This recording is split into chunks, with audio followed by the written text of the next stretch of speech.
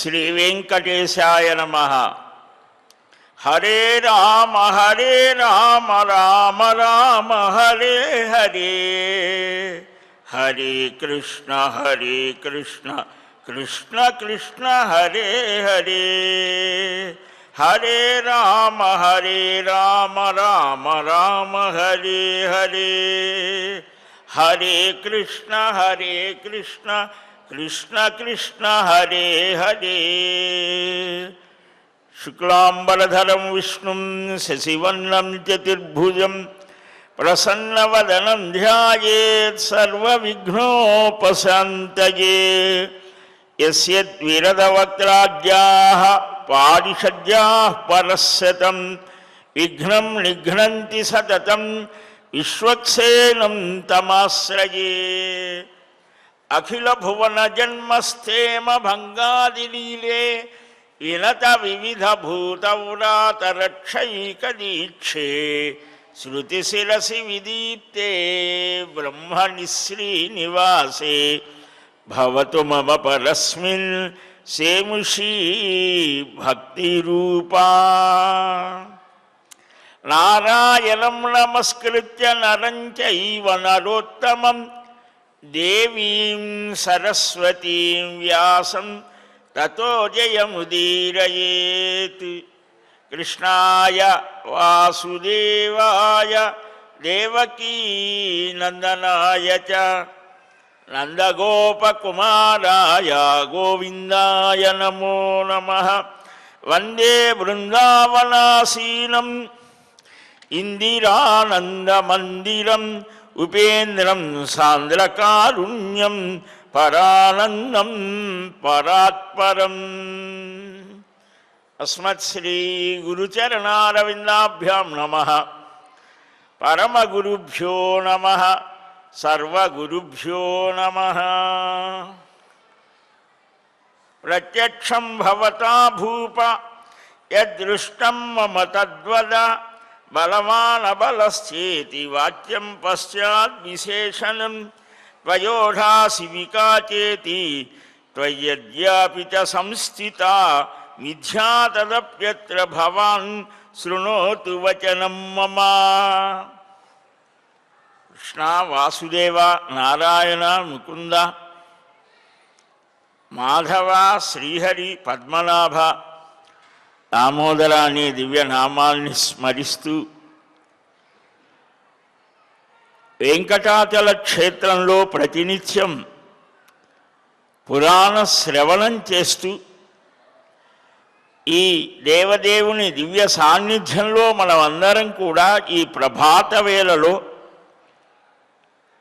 ఎంత దూరంలో ఉన్నా, ఎక్కడ ఉన్నా, ఏ ప్రాంతంలో ఉన్నా, ఏ దేశంలో ఉన్నా ఈ స్మృతితో మనం ప్రతినిత్యము కూడా ఆ పరమాత్మ యొక్క దివ్య సాన్నిధ్యాన్ని మనస్సులో భావన చేస్తూ ఉంటే ఇక్కడ కూర్చుంటే ఎంత ఫలమో అక్కడ ఉన్నా ఎక్కడున్నా అంతే. ఇక్కడ ఉన్నప్పుడు ఇంకా మంచి ఉత్తమమైనటువంటి స్థితితో ఉండాలి. మహానుభావులు అందుకనే అష్టకములు అని, పంచచామరములు అని, ఘంటా ప్రహారి ఇలాగా ఆ స్తోత్ర ప్రక్రియతో భగవానుణ్ణి అక్షర రూపంలో స్తుతిస్తూ ఉంటారు. దాదాపు 100 సంవత్సరాలు పైబడి ఒక మహానుభావుడు ఆయన వెంకటేశ్వర అష్టకం వ్రాస్తారు. బృందావనం లక్ష్మణాచార్యులు అనేటువంటి మహానుభావుడు సురల్పరే సుడెవ్వడంచు చూడబంపుచో భృగుండు రంబు తన్నలచ్చియోర్వకొక్కచో వసింపనా సరోవరంతమందు నిష్ట సల్పితీవెగావే శ్రీహరి పరాకు వెంకటాచలాధినాథ మృక్యదన్ తరంబుగాని ఈ భవాబ్ధి దాటమదిన్ దురంత చింతనందియేమిదోచనట్టి వేళ మత్పురాకృతం బదెట్టిదో మిముం కనంగగల్గే శ్రీహరి పరాకు వెంకటాచలాధినాథ మృక్యదన్ జ్వర ప్రమేహ వాత పిత్త శైత్య కామిలా మహోదరాతిసార కృష్ణ సర్పతాక్షవైన నీ పదాబ్జరేను నేడు నాదు దిక్వపై వసింపజేయుమా హరిపరాకు వెంకటాచలాధినాథ మృక్యదన్ అని ఇలాగ 8 స్తోత్రాల సంగ్రహం చాలా అద్భుతంగా. అంటే ఈ లోకంలో మనుష్యుల యొక్క మనస్తత్వాలు ఎలా ఉంటాయి, శారీరకమైన మానసికమైన ఈ ఆది వ్యాధులు ఇవన్నీ కూడా పోగొట్టుకొని సర్వదా నీ స్మరణ చేసే భాగ్యాన్ని ప్రసాదించు అని వారంతా ప్రార్థిస్తారు. ఆ శ్రీనివాసుని దివ్య కథని ఒక 8 పద్యాలలో చాలా అద్భుతంగా చెప్తారు. దేవతలంతా ఎవరు ప్రధానమైనటువంటి సాత్వికమైన స్థితి అని నిర్ణయించమనటం ఇవన్నీ కూడా చెప్పడం జరుగుతుంది. కనుక ఎందుకనంటే మన వాక్కుని సద్వినియోగం చేసుకోవాలి, ఆలోచనల్ని నియంత్రించాలి. అంటే శరీరము, వాక్కు, మనస్సు ఇవి కనుక నియంత్రిస్తే ఇంద్రియాలన్నీ కూడా నియమించబడతాయి. ఇంద్రియ నిగ్రహం లేనిదే ఆధ్యాత్మికమైనటువంటి సాధన నుండి మరొకటి నుండి ఏది కూడా ఉపయోగం లేదు. వాక్కుని నియమించడం అది చాలా కష్టమైనటువంటిదే. వాగ్నియమం మౌనము అంటాం.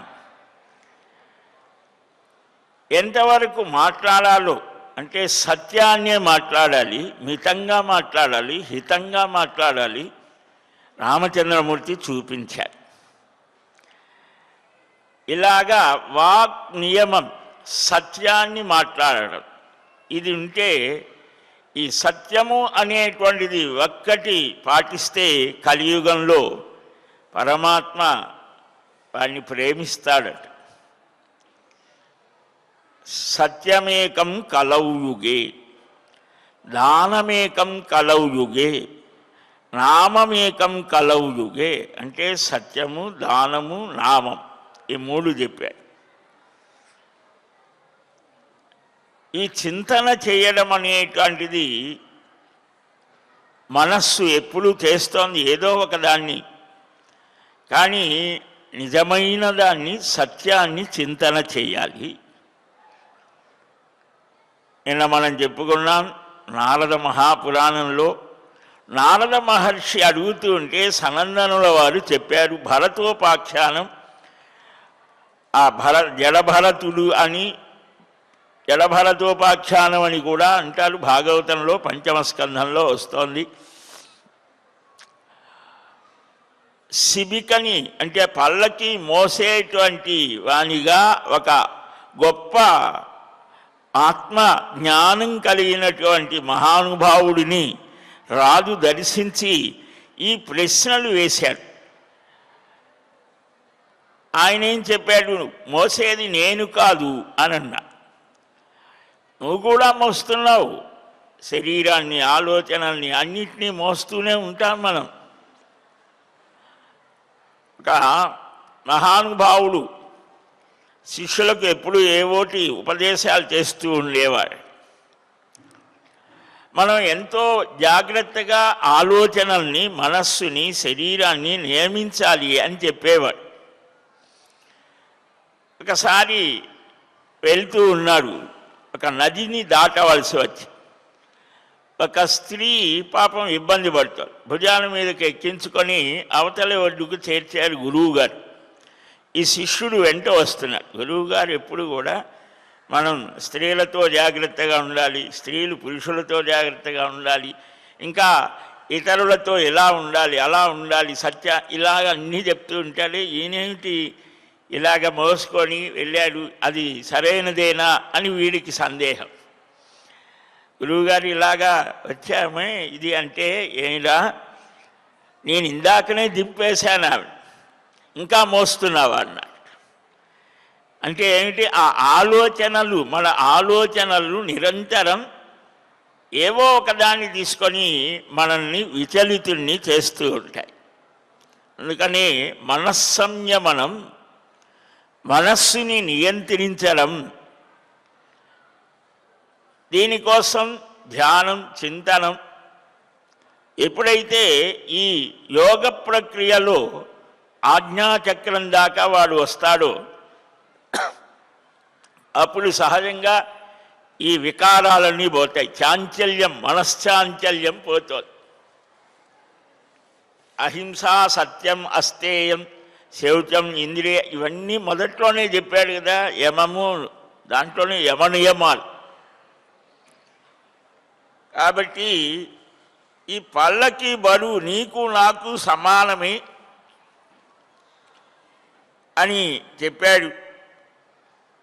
ఏ వస్తువుల చేత, ఏ ద్రవ్యాల చేత ఈ పళ్ళకి ఏర్పడిందో ఈ శరీరం కూడా అంటే నాకు నీకు భారం సమానంగానే ఉన్నది అని ఇలాగ చెబితే, ఏవ ముక్త్వా అభవన్ మౌని స వహన్ శివికాన్ ద్విజ. అంటే సామాన్యంగా ఆయన మాట్లాడు, అడ్డదిడ్డంగా మాట్లాడేవాడు. కానీ ఈ మహారాజు కపిల మహర్షి దగ్గరికి వెళ్ళి సాంఖ్యతత్వాన్ని తెలుసుకోవాలి అని ఒక జిజ్ఞాసతో బయలుదేరాడు. మనలో ఆ నిజమైనటువంటి జ్ఞాతుం ఇచ్ఛ అంటే భగవతత్వాన్ని తెలుసుకోవాలి అనేటువంటి ఆకాంక్ష బలీయంగా ఉంటే సర్వవ్యాపి భగవానుడు ఏదో ఒక రూపంలో వచ్చి మనకు బోధిస్తాడు. అప్పుడు ఆ మహారాజు ఈ మహానుభావుడి మాటలు విని పల్లకి నుంచి దిగి కాళ్ళ మీద పడిపోయాడు. ఈ అద్భుతమైనటువంటి జ్ఞానయుక్తమైనటువంటి, ఇప్పుడు కూడా మనకు చాలామంది వేదాంత తత్వాన్ని చెప్తూ ఉంటారు కదా మైకుల ముందు, కానీ మనకే స్పందన కలగదు. ఎందుకని అంటే వారి అనుభవంలో లేదది, చెప్తున్నారు అంతవరకే. అనుభవంతో కూడినటువంటి, సత్యంతో కూడినటువంటి, ఆత్మీయతతో కూడినటువంటి మాట ప్రభావితం చేస్తారు. లేకపోతే అది ఒట్టి లొల్ల. అయితే వ్యర్థం కాదు. అందుకనే ప్రతిరోజు కూడా చింతన చేయమన్నారు, భగవత్ ప్రార్థన చేయమన్నారు. భగవంతుని అది మనం ప్రార్థించాలి. మనకు వచ్చేవేవో వస్తాయి, పోయేవి పోతాయి. ఎవడు ఆపలేడు వచ్చేదాన్ని, పోయేదాన్ని ఎవడు ఆపలేడు. కానీ మనం అసలైనటువంటి లక్ష్యాన్ని గుర్తుపెట్టుకోవాలి. ఇక్కడ ఈ మహారాజుగా ఇతను ఇన్ని రకాలైనటువంటి ప్రాపంచికమైన భోగానుభవాల మధ్య ఉన్నా ఆత్మచింతన జిజ్ఞాస కలిగింది. ఆర్తుడు, అర్ధార్థి, జిజ్ఞాసు, వీరంతా భక్తిలో ఒక స్థితి అని చెప్పారు కదా. ఆర్తో జిజ్ఞాసు అర్ధార్థి జ్ఞానీచ భరతర్షభ. జ్ఞాని నాతో సమానం, ఈక్వాలిటీ వస్తుంది. గుర్తించగలిగాడు. ఈ సంభాషణలో ఆయన యొక్క గొప్పతనాన్ని గుర్తించగలిగి దిగి కాళ్ళ మీద పడిపోయాడు. స్వామి, నా మీద దయ చూపించండి. భిక్షు రూపంలో ఇలా అజ్ఞాతంగా ఒక సామాన్యుడిలాగా సంచరించే మీరెవరు? ఎవరి కుమారుడు? ఏ కారణం చేత ఇలాగ వచ్చారు? మీ సేవ చెయ్యాలని ఉన్నది అంటే ఆయన అంటాడు, బ్రాహ్మణ ఉవాచ శ్రూయతాన్ కోహమిత్యేతద్ వక్తుం భూపన శక్యతే ఉపయోగ నిమిత్తంచ సర్వత్రాగమన క్రియా సుఖ దుఃఖోపభోగౌ తౌ దేహాద్యుపపాదకౌ ధర్మాధర్మోద్భవౌ భోక్తుం జంతుర్దేహాద్ ఇమృత్స్యతి. ఆయన సమాధానం చెప్తూ ఉన్నా. నిన్న మనం చెప్పుకున్నాం, ఈ శరీరానికి సంబంధించి ఇది కర్మవశ్యములు. ప్రతి శరీరము కర్మానుభవం కోసం వచ్చి ఏమి కర్మ? సుఖమో దుఃఖమో లాభమో నష్టమో జయమో అపజయమో అవమానము గౌరవము ఇవన్నీ మనకు జీవితంలో అనుభవంలో ఉన్నటువంటివే. చాలా గొప్ప ప్రజ్ఞాశాలి కానీ వాడు ఇంట్లో వాడు ఉంటాడు. వాడికి ఏమీ తెలియదండి కానీ ఉన్నత స్థానంలో ఉంటాడు. కారణం ఏమిటి? ఎవరైనా చెప్పాడా? ఇలా ఎగుడు దిగుడు స్థితి ఉండటానికి కారణం ఏమిటి? మనకు కర్మ సిద్ధాంతం, పునర్జన్మ సిద్ధాంతం. ఎడభరతోపాఖ్యానంలో పునర్జన్మ మన సనాతనమైన వేద ధర్మంలో ఇది చాలా కీలకమైనది. కర్మ పునర్జన్మ.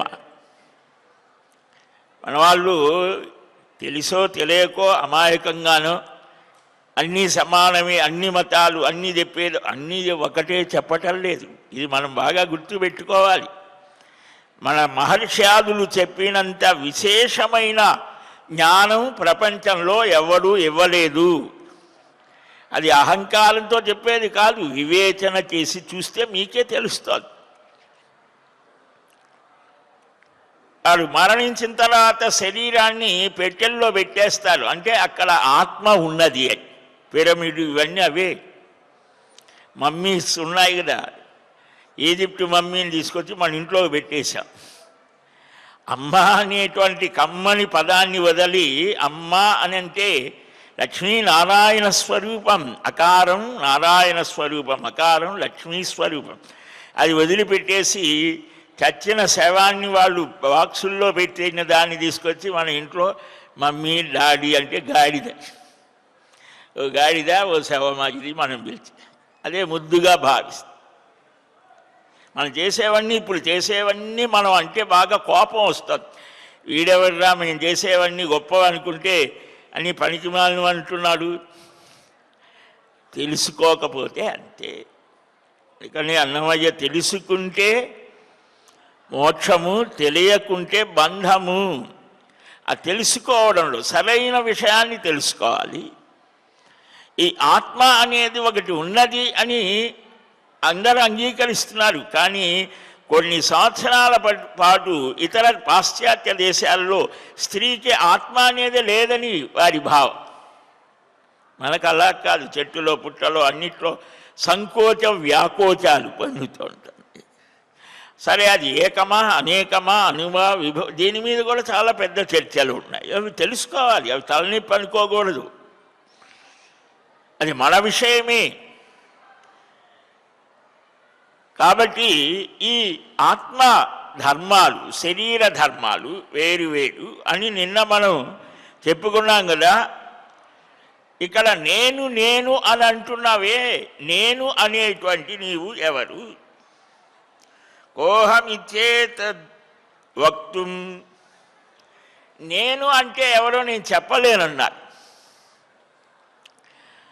మహానుభావుడు గురువు గారి దగ్గరికి వెళ్ళాడు, తలుపు తట్టాడు. ఎవరివి అన్న అంటే అది తెలుసుకోవటానికే వచ్చానంట.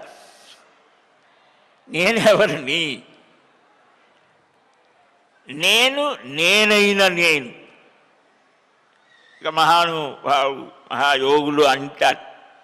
మనం కూడా అది వెళ్ళవేశాను. నేనైనా నేను అని పాటలు కట్టారు, పాడారు, ఏవేవో చేశారు. ఏమిటది అంటే ఏమో నేనెవరో చెప్పలేను. అంతటా ఆగమన కారణము ఉపయోగము మాత్రమే, సుఖ దుఃఖానుభవమే దేహాలను ఇస్తుంది. ఈ శరీరాన్ని వదిలిన తర్వాత కూడా యాతనా శరీరం అని ఉంటుంది. ఏది? పాపానుభవం కోసం. పుణ్యానుభవం కోసం భోగాయతనం ఉంటుంది. ఈ మధ్య చాలా విచిత్రమైన వాళ్ళు తయారయ్యారు. స్వర్గంలో పురుషులకైతే వీరెవరో ఉన్నారండి అప్సరసలు, మరి స్త్రీలకు ఎవరు లేరా? ఎంత విచిత్రమైనటువంటిది. స్త్రీ పురుష స్థితి ఈ శరీరాని వరకే. అక్కడ వారి వారి స్థితులకు అనుగుణంగా ఉంటాయి. సుఖానుభవమే అక్కడ ప్రధాన స్థితి అనేది. ఈ ఆత్మ అనేది మరలా మరొక జన్మ తీసుకుంటోంది. యాతనా శరీరమో భోగ శరీరమో ఏవో శరీరాలు వస్తాయి. ఆ శరీరాలకు అనుభవాలు. అసలు శరీరంతో ఉంటేనే సుఖ దుఃఖానుభవం. సుఖమో దుఃఖమో ఏదో ఒకటి అనుభవించడానికే. ధర్మ అధర్మాల వల్ల కలిగిన పాప పుణ్య ఫల అనుభవం కోసమే ఈ ప్రాణి దేహాదులను పొందుతోంది. అన్ని ప్రాణుల రాకకు కారణం ఈ ధర్మము అధర్మమే. కాబట్టి నువ్వు ఎక్కడి నుంచి వచ్చావు, ఎందుకు వచ్చావు అని మామూలు వ్యావహారిక స్థితిలో అడిగాడు రాజు. ఆయనంతా ఏ స్థాయిలో చెప్తున్నాడు? చాలా ఉన్నతమైన స్థాయిలో చెప్తున్నాడు. నిన్న మనం చెప్పుకున్నాం ఆత్మ అనేదానికి ఎన్ని అర్థాలున్నాయి. అంతఃకరణ చతుష్టయం. మన శరీరంలోనే మనకి ఎన్నెన్నో తెలియనివి అన్నీ ఉన్నాయి. అవస్థాత్రయం, జాగ్రత్త స్వప్న సుషుప్తి, తాపత్రయాలు. ఈ శరీరానికి ఉండే ధర్మాలు అస్థి జాయతే వర్ధతే విపరిణమతి అపక్షీయతే వినశ్యతి. ఇవి 6 ప్రాణుల శరీరానికి ఉంటాయి. సృష్టి, మధ్య, స్థితి, లయం అని కూడా. శరీర ధర్మాలు మనస్సుకి ఉండేటువంటివి. ప్రాణధర్మాలు. ప్రాణధర్మాలు ఏమిటి? ఆకలి, దప్పిక. మనస్సు యొక్క ధర్మాలు ఏమిటి? శోకము, మోహము, భ్రమపడుతూ ఉంటాయి. 5 భ్రమలు ఉన్నాయి అని చెప్తారు. దేహ ధర్మాలు ఏమిటి? పుట్టడం, చావడం. వీటికే షడూర్ములు అని పేరు. కనుక ఈ ధర్మాధర్మాలు రాజోవాచ ధర్మాధర్మౌ న సందేహ సర్వకార్యేషు కారణం ఉపభోగ నిమిత్తం చ దేహాద్దేహాంతరాగమః యత్వేతద్భవతా ప్రోక్తం కోహమిత్యేతదాత్మనః వక్తుం న శక్యతే శ్రోతుం తన్మమీచ్ఛా ప్రవర్తతే యోస్తి యోహమితి బ్రహ్మన్ కథం వక్తుం న శక్యతే ఆత్మన్యేవ న దోషాయ శబ్దోహమితి యో ద్విజా. మహారాజు అంటాడు, అన్ని కార్యాలకు ధర్మము అధర్మమే కారణం, సందేహం లేదు. అనుభవించడం కోసమే ఒక దేహం నుండి మరొక దేహాన్ని పొందటం కూడా నిజమే. అందుకని గీతాచార్యుడు చెప్తాడు కదా, ఎందుకు ఏడుస్తావు, మా తాత, మా మామ, మా అల్లుడు అని శరీరాలను చూసి భ్రమిస్తున్నావు.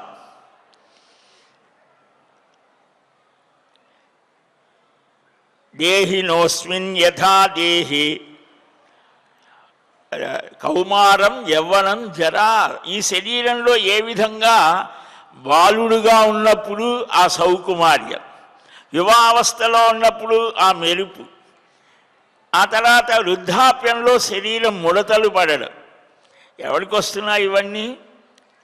నువ్వు నేను నేను అనుకునేటువంటి ఈ శరీరంలో ఎన్ని మార్పులు వస్తున్నాయి? బాలుడుగా, యువకుడుగా, మధ్య వయస్కుడుగా, వృద్ధుడుగా, ఇలాగ వచ్చినప్పుడు అన్ని అవస్థల్లో ఏమంటున్నావు? నేను అంటున్నా. ఇప్పుడు ఈ నేనంటే శరీరమా?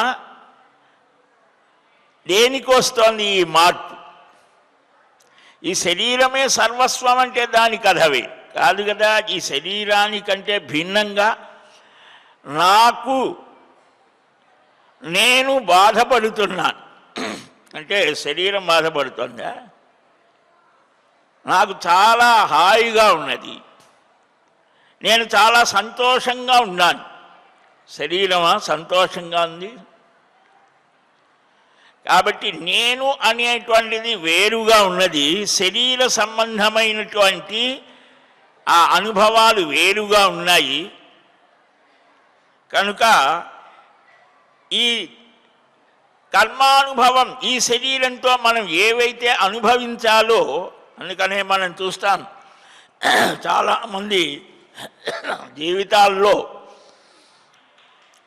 చాలా మంచివాడే అండి, కానీ చివరిలో ఒక 7-8 సంవత్సరాలు కోమాలో ఉండిపోయి వాడికి ఏం తెలియదు. నేను చాలామందిని చూసే, చాలా మంచివారే వాళ్ళు, పెద్ద డాక్టర్సే వాళ్ళు, 10 మందికి ఉపయోగపడిన వాళ్ళే కోమాలో ఉండి అన్నీ అవేవో ఇన్ఫ్లూయిడ్స్ ఏవో ఎక్కిస్తారు కదా, దాంతోనే 7-8 సంవత్సరాలు ఆ మంచంలోనే అన్నీ. వాడు బ్రతకడు, చావడు, ఇతరులని చంపుతాడు మన దృష్టి. మరి ఎందుకు అలా ఉన్నాడు?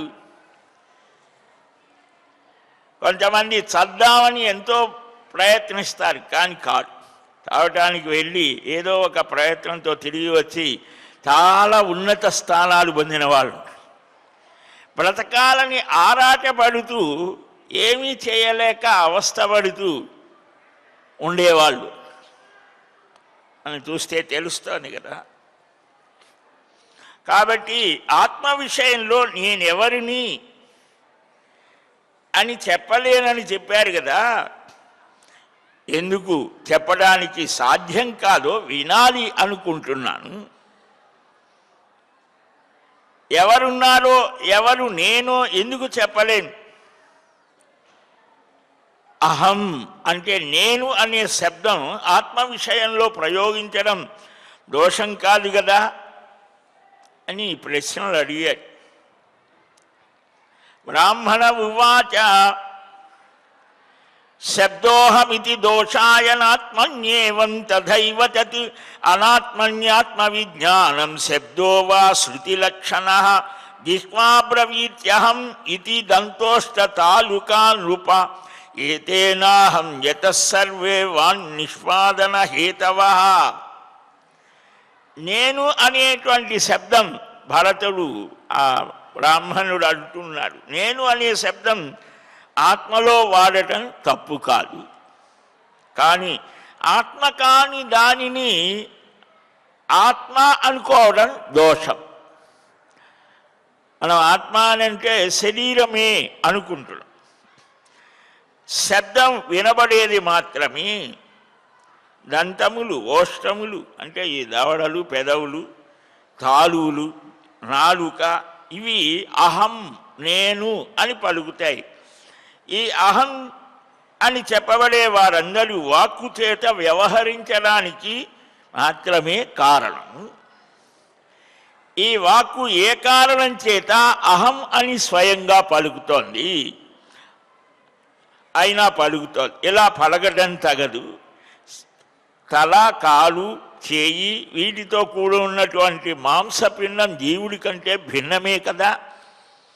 కాబట్టి అహం అనేటువంటిది ఎక్కడ ప్రయోగించాలి? నాకంటే వేరుగా ఈ శరీరం కంటే భిన్నంగా వేరొకడు ఉన్నప్పుడు నేను అని, నేనే కాక నన్ను ఇతరులు కూడా నేను అని అనవచ్చును కదా. అన్ని శరీరాలలో ఒకే జీవుడు ఉన్నప్పుడు నీవెవరు నేనెవరిని ఈ మాటలే వ్యర్థములు కదా. అంటే ఆత్మ తన యొక్క ఆత్మస్వరూపాన్ని తెలుసుకుంటే అన్ని దేహాలలో ఉండేటువంటి ఆత్మ సమానాకారంగా. నిన్న మనం చెప్పుకున్నాం ఆ ఇషీకం ముంజగడ్డిలో ఉన్నటువంటి ఆ తామర తూడులాగా ఉంటుంది, దాన్ని తీస్తారు. మనకు ఇంకా బాగా తెలియాలి అని అంటే కొన్ని ప్రాంతాలలో తేగలను ఏదో అంటారు, వాటిని తీస్తే లోపల చందమామ అని చిన్నప్పుడు ఏదో అది ఏవేవో చెప్పేవాళ్ళు కదా. అలాగా సమాధి స్థితిలో యోగి దర్శిస్తాడు, బాహ్యంగా కూడా దర్శిస్తాడు. ఆత్మ దర్శనం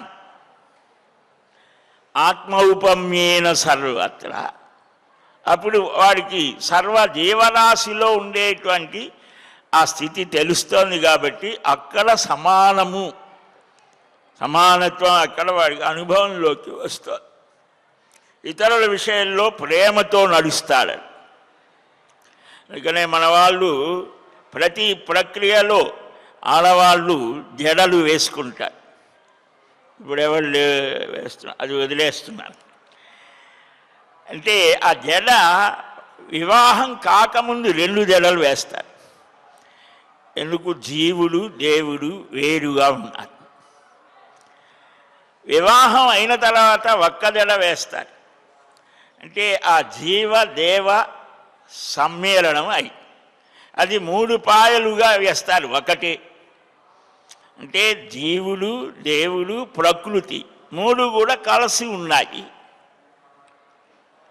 చుట్టదుట్టు వేస్తారు ఆ జడని కొంచెం వయస్సు వచ్చిన తర్వాత. అంటే సంతానం కూడా ఉన్నది. అంటే 2 జడలు వేస్తే వివాహం కాలేదు, ఒకటే వేస్తే వివాహం అయింది. కొప్పు పెడితే వివాహం అయింది, సంతానం కూడా ఉన్నది. అంటే చెప్పకుండానే చాలా దాని గురించి కూడా చెప్పారు. అంటే ఇప్పుడు మనం ఆ జడ ఉపాఖ్యానికి పోతే మళ్ళీ అటుపోతుంది కనుక. అంటే ప్రతి ప్రక్రియలో కూడా వేదాంతాన్ని రంగరించి అనుభవ జ్ఞానంతో సరిచూసుకోమన్నారు. కాబట్టి ఈ మాంసమయమైన శరీరం ఉన్నది కదా, దీనిలో ఈ జీవుడు అంటే ఎవరు? అన్ని శరీరాలలో ఒకే జీవుడు ఉంటే నీవెవరు, నేనెవరు? నీవు రాజువి, ఇది పల్లకి, మేము ముందు నడిచే పల్లకి మోసేవారం. ఇది నీ లోక దృష్టిలో. ఇదంతా ఉన్నది కాదు. చెట్టు నుండి చెక్క, చెక్క నుండి పల్లకి, పల్లకిలో నీవు. ఇప్పుడు ఈ పల్లకి వృక్షం కానీ చెక్క కానీ అనవచ్చునా? అలా అయితే మహారాజు చెట్టెక్కి ఉన్నాడు అనాలి కదా. పల్లకి దేని నుంచి తయారైంది? ఆ వృక్షాన్ని కొట్టి దాన్ని తయారు చేసి అదేదో దానికి ఒక పేరు పెట్టారు, పల్లకి. మనం ఇక్కడ కూర్చున్నాం, ఒక పెద్ద అరుగులాగా వేశారు. ఇది వేదిక, కళావేదిక, నాదనీరాజన మండపం అని అన్నారు. ఇంకేదో రకరకాల పేర్లు. ఇదే ఏమీ లేకుండా ఎదురుగా ఉన్నది, దాన్ని ఏమనం, అదేదో ఒకటి ఉన్నది, ఒక పేరు ప్రత్యేకంగా వచ్చింది. అలాగని ఇప్పుడు నీవు ఆ పల్లకీలో ఉంటే ఇది చెట్టు నుంచి వచ్చిన చెక్కతో తయారైంది కదా, చెట్టు ఎక్కి కూర్చున్నాడండి మహారాజు అంటారా? కానీ ఈ జనం అలా అంటలేదు కదా. పోనీ చెక్క మీద ఉన్నాడంటారా? లేదే పల్లకీలో ఉన్నాడు. అంటే చెక్కల సమూహం చేత ఏర్పడిన పల్లకిని పల్లకి అనే పేరుతో పిలుస్తున్నాం. ఇప్పుడు నీకు ఆనందాన్ని ఇచ్చే పల్లకి దేనిలో ఉన్నదో వెతుకు. అలాగే గొడుగు తీసుకో, లోహపు శిలాకం చేత ఏర్పడుతోంది. ఈ శిలాకం అంటే ఒక ఆ కర్ర ఎస్టి, దానికంటే వేరుగా ఉన్నదా? ఛత్రం అనేది ఉంటుందా? ఈ గొడుగు ఎక్కడ పుట్టింది? ఇదే నీ విషయంలో నా విషయంలో కూడా వర్తిస్తోంది. పురుషుడు, స్త్రీ, గోవు, మేక, గుర్రం, ఏనుగు, పక్షి, చెట్టు, ఇలాగా ఈ పేర్లన్నీ అలాగా వచ్చాయి. వేదంలో చాలా చక్కని మంత్ర భాగం కూడా ఉన్నది. కాబట్టి ఇవన్నీ కర్మహేతువులైనటువంటి దేహాలలో లోకం చేసినటువంటి పేర్లు, సంజ్ఞలు. ఒక్కొక్క పేరు పెట్టారు. ఆ పేరు లేకముందు దానికి ఏమీ లేదు. పేరు పెట్టిన తర్వాత దాని మీద ఒక భావం, అది లేకపోతే ఉండలేని స్థితి. ఇలాగా ఈ కర్మహేతువుగా కలిగినటువంటి శరీరాకృతి భేదములే ఇవన్నీ. చెట్టు, పుట్ట, రాజి, పక్షి, ఇవన్నీ. ఇలాగా ఇతర వ్యవహారములన్నీ కూడా ఈ రాజు అనటం, రాజభటులు, వాడు వీడు మంచే కదా, వివిఐపి, విఐపి, ఇలాగ ప్రత్యేకంగా ఒకడికి ప్రాధాన్యతని ఇస్తున్నాం. వాడు మనకంటే అయినా ప్రత్యేకంగా ఉందా? ఏమున్నాయి? శరీరంలో ఏ మార్పులు లేవు కదా. మరి ఎందుకని వాడికి ప్రాధాన్యత? ఒకడు రాజు అని, ఒకడు భటులు అని. ఇవన్నీ కూడా మనం ఏర్పాటు చేసుకున్న కల్పనలు, సత్యములు కావు. కొంతకాలానికి నశించేటువంటివి. అందువలన పరిణామాల వల్ల కలిగే ఇదంతా వస్తువు అనే పేరుతో ఏదో ఒకటి చెప్పడం జరుగుతోంది. ఈ లోకానికి నీవు రాజువి, ఒకడికి కుమారుడివి, ఇంకొకడికి తండ్రివి, శత్రువువి, నీ శత్రువైన వాడికి నీవు శత్రువువి. అలాగనే భార్యకు భర్తవు, కుమారుడికి తండ్రివి. ఇప్పుడు నిన్ను ఎవరని పిలవాలి? నీ పేర్ల నీకొక్కడికే. అసలు నీవంటే ఏమిటి? నేను అని అంటున్నావు. శిరస్స, కాళ్ళ, చేతుల, పొట్ట ఏవి కాదు కదా. కాబట్టి నేను నా చేత అని భావించడానికి కరచరణాదుల చేత, అంటే కాళ్ళు చేతులతో ఏర్పడిన ఈ మాంసపిండము ఎలాగా నేను అని అనటానికి ఎలాగా యోగ్యము? అంటే మహారాజు అడుగుతాడు, మీరు చెప్పిందంతా పరమార్థమయమైనటువంటి మాటలే, అయితే నా మనస్సు ఇంకా భ్రాంతి పొందుతుందయ్యా. మిగిలినటువంటి ప్రాణులన్నిటిలో కూడా మనుష్యుడు ఉత్తముడు అని చెప్తున్నారు కదా, వివేకం విజ్ఞానం అని. మిగిలినటువంటి ప్రాణులలో ఈ వివేకం విజ్ఞానం వక్తృత్వం మాట్లాడే శక్తి ఇవేవి లేవు కదా. మీరు చూపిన విజ్ఞానం ప్రకృతికి అతీతమైనది. నేను పల్లకి మోయడం లేదు, పల్లకి నా మీద లేదు, పల్లకిని మోసే శరీరం నాకంటే భిన్నమైనది. ప్రాణుల గుణప్రవృత్తి కర్మచేత ప్రేరేపితమవుతోంది. ఇలాగ గుణాల్ని ప్రవర్తించేటప్పుడు నాది అనేది ఏది అని అన్నారే. ఈ పరమార్థ జ్ఞానం కలిగినటువంటి వాడివి మీ మాటలు నాకు పరమార్థాన్ని తెలియచెప్పటం లేదు, పూర్తిగా గందరగోళంగా ఉన్నది, వ్యాకులమవుతోంది, సంశయగ్రస్తమవుతోంది. ఈ సంసారంలో హితాన్ని కలిగించేదేంటి అని కపిల మహర్షిని అడగటానికే నేను బయలుదేరాను.